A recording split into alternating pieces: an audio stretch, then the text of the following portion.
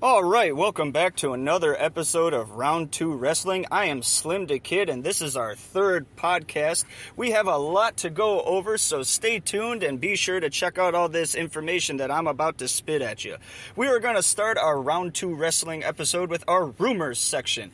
Rumor has it Jon Moxley will be making his in-ring return this week. Tomorrow on Dynamite, Jon Moxley will appear on AEW Dynamite. But that is not all. Jon Moxley will be also making his in-ring return at JCW The World Pay-Per-View January 23rd, where he will defend the GCW Championship against Homicide. So a lot to look forward to here at the end of the month. Cody Rhodes' AEW contract status is not a done deal, and he is a free agent as of this week. No deal for his executive vice president status either, and rumor is that he will be the mystery contestant in the WWE's Royal Rumble, not who we thought it was last week. But this is just a rumor. Nobody knows if this is for sure. But Cody Rhodes would make sense considering he was a former IC champion. His father was a member of the then WWF, and Cody Rhodes was also in WWE. Not to mention his brother, Goldust, who was also a prominent member in the WWF WWE days. So it'll be interesting to see who shows up at the Royal Rumble. Be sure to check that out here at the end of the month, brought to you by WWE. Speaking of WWE, Talk of a Forbidden Door entrant has stated that no AEW involvement will be at the Royal Rumble. But we just got done talking about how Cody Rhodes' contract is up. He's a free agent, yet he's still under the banner of AEW. So while this is not a closed door for the whole Royal Rumble thing, it would make sense for Cody without the contract to show up on WWE TV and then turn around and sign a lucrative deal with AEW later on.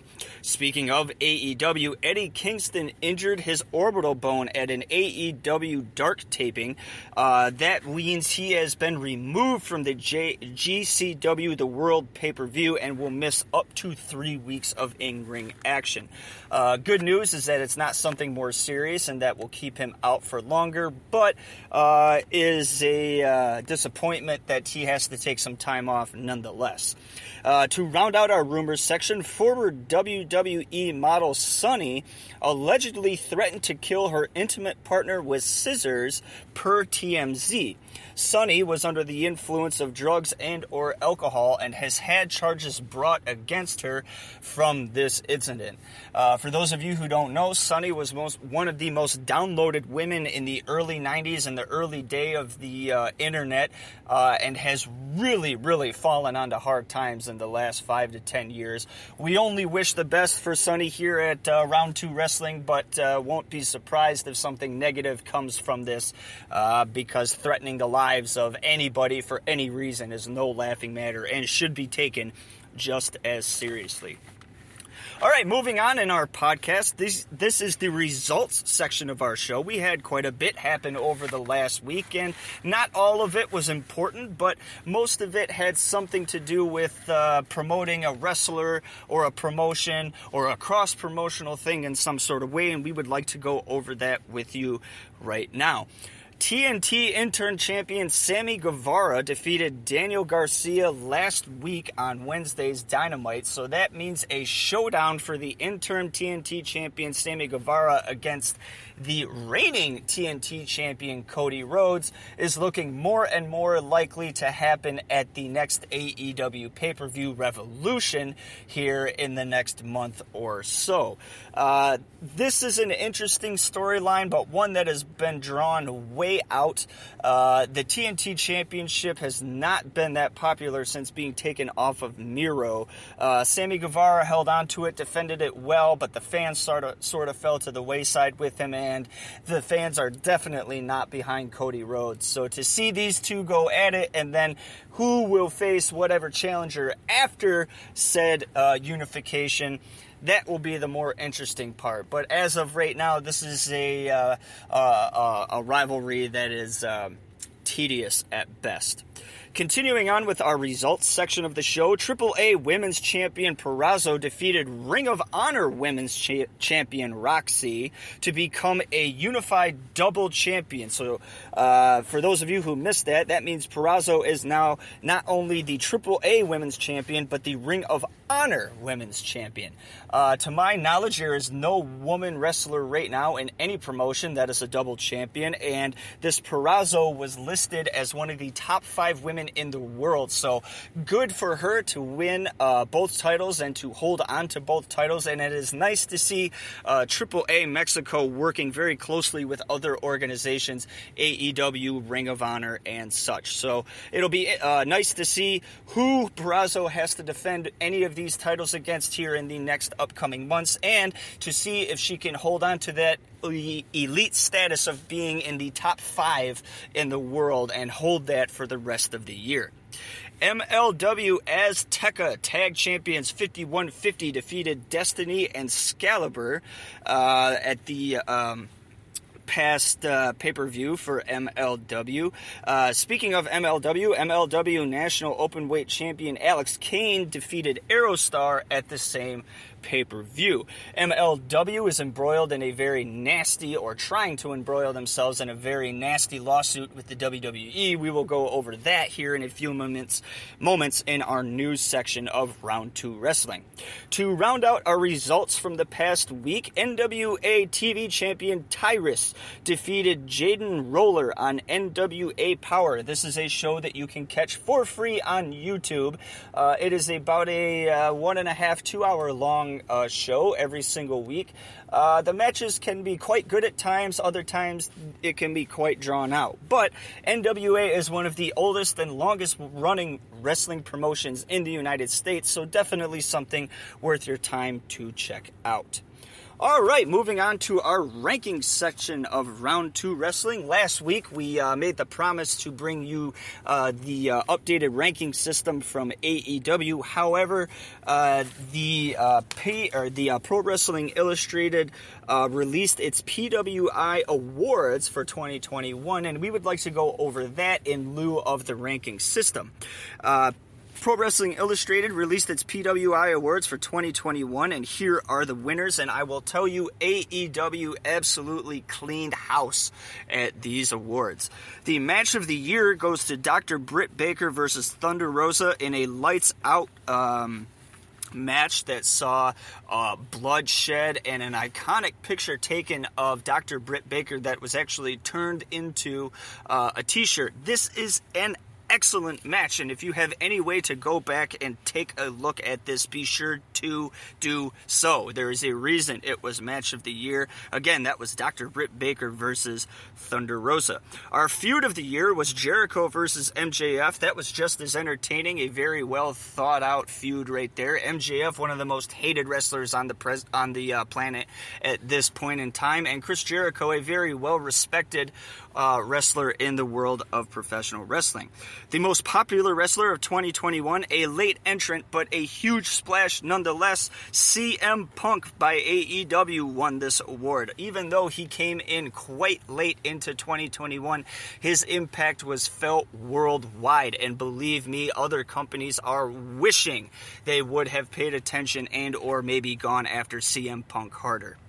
The most hated wrestler of 2021, according to PWI, was MJF, just like we stated a little bit earlier. This guy is magic on the mic and not too bad in the ring either. When he says there will be a bidding war in 2024 between AEW and WWE to keep him under contract, I 100% believe it. This guy has nowhere to go but up, and it'll be interesting to see what he does with the angle that they have going right now between him and CM Punk. Our comeback of the year was CM Punk. Speaking of him, again, a late comer to 2021, but when you take 7 years off and come back and look as good as you do, winning comeback of the year is almost a natural thing to happen.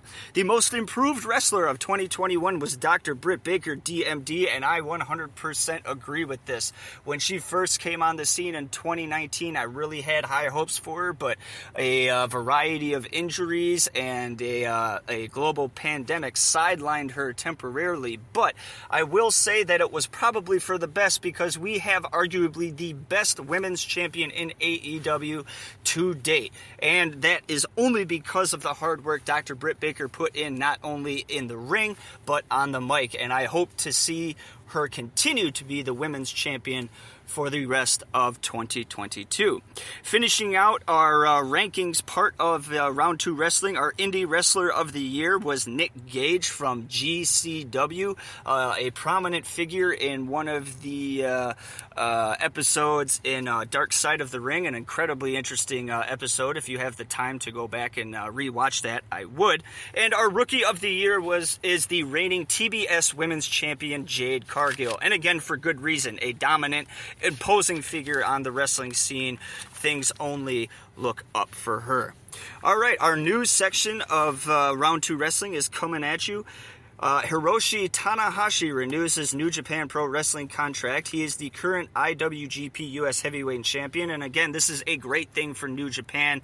He is a great wrestler and a strong champion.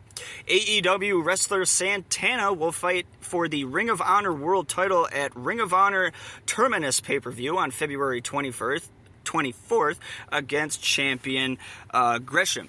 This will be an interesting match. Santana is more known for his in-ring prowess as a tag team wrestler, but a shot at a world title seems justified, as he's put in the work on AEW and several other promotions.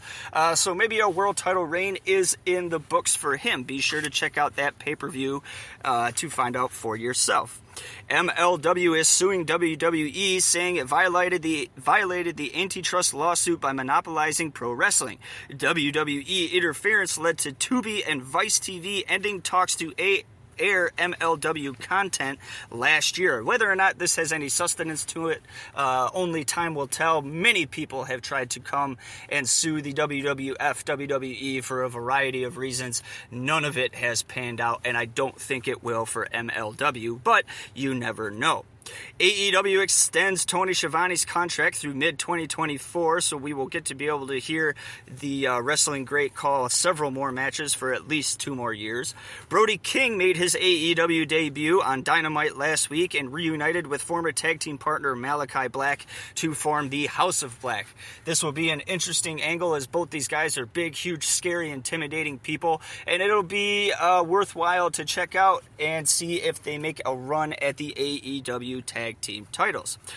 Finishing out our news section, WWE Xavier Woods out due to a torn plantaris and could miss 4 to 6 weeks. This would include the Royal Rumble and probably WrestleMania. Our match of the week is a TNA Bound for Glory match coming from 2009. It was the X Division Championship and the Ultimate X match. This saw champion Amazing Red defeat Alex Shelley, Chris Sabin, Chris Daniels, Homicide, and Suicide in a 20-minute classic from Irvine, California. The only Ultimate X title victory for the Amazing Red in TNA/Impact. We do have a rating system here in Round 2 Wrestling. It is a bell system. We give this a 4 out of 5 bells. This was a pay-per-view worthy match that highlighted the entire card. Is available on YouTube to watch for free. Please take the time to go back and check it out. Finishing up Round 2 Wrestling is our Michigan highlight. We will be talking about Chris Scoville, a.k.a. Jimmy Jacobs, a former 5-time World Tag Team Champion in Ring of Honor and current Impact producer / creative team writer. He is from Grand Rapids, Michigan, at the ripe old age of 37 years old, has fought for WWE, defeating Eddie Guerrero in SmackDown of May 2005, Ring of Honor, TNA, CZW, and others. A member of Impact Wrestling, Jacobs' influence on indie wrestling in Michigan has been very positive, and hope the best for Jacob in the future. All right, that is the end of our show. We thank you for taking the time to listen to it. We'll be back next week with another new episode, and we look forward